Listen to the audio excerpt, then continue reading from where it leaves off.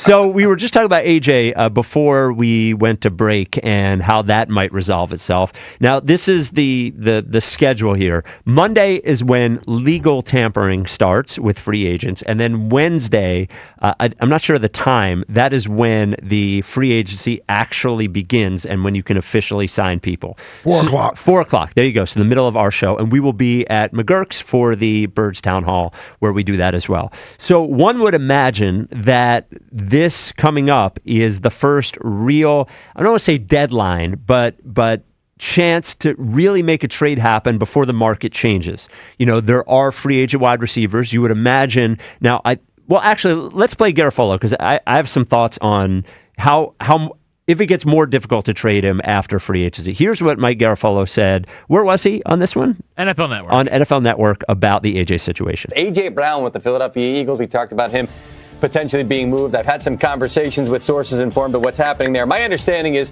teams are making offers to the Eagles for a trade, and to this point, they have not gotten to the point at which the Eagles would make the move. In their mind, it's a Quinnen Williams type deal. We're talking a potential first-round pick with a second-round sweetener on it.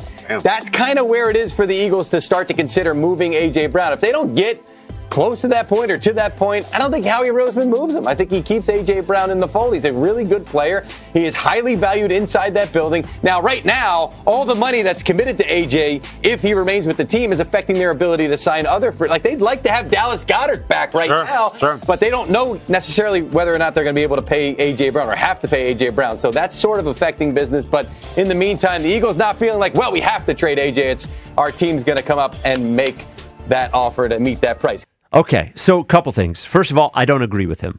I don't agree with him that the Eagles are just going to bring AJ back if they don't get what they want. There's a couple of different reasons. And we've talked about it, over and over again. But the first one is how badly he obviously wants to be somewhere else. Mm-hmm. The second thing is, if he didn't want to be somewhere else that badly, and it was this obvious that they were talking to teams about trading him, that is also a very strange situation for AJ to be in at camp. Like, to me, that whatever phrase you use, toothpaste out of the tube, whatever it is, I think we are past the point of no return, whether they trade him or don't trade him.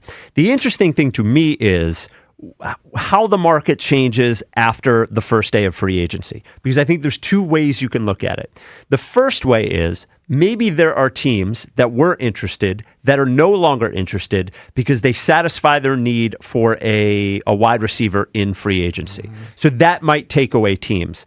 The other thing that could happen, though, is that teams that want a wide receiver who do not get one in free agency all of a sudden become more desperate and maybe more likely to trade something of value because they could not satisfy that need during free agency. So I think it all depends how many teams really are desperate to have a high-level wide receiver and are interested in AJ, and how many of those teams can solve that problem in free agency. And I think it's possible that Howie might be looking at the free agency market saying there are not Romeo Doubs is a good player. Mike Evans is a good player. Mm-hmm. He could look at this and say, there are good players out there, but there is no one of the level of A.J. Brown. And I don't believe that enough teams are really going to be able to fill that need in free agency. And once that's over, then I'm going to have even more power. And then all of a sudden, just leading up to the draft, maybe that's when it happens. Because nothing happens from a financial standpoint that's different until June 1st. Sure.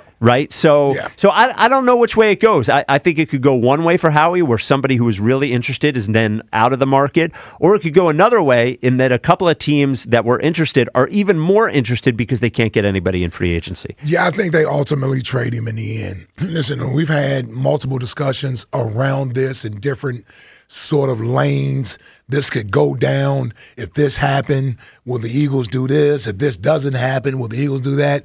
I don't see how there's this amount of smoke around a player being traded and being discussed ad nauseum, not just here locally. You used to be able to get away with this is a WIP created thing, and people this is a national topic. It was clearly one of the top storylines at the Combine being discussed by teams, personnel, front office people.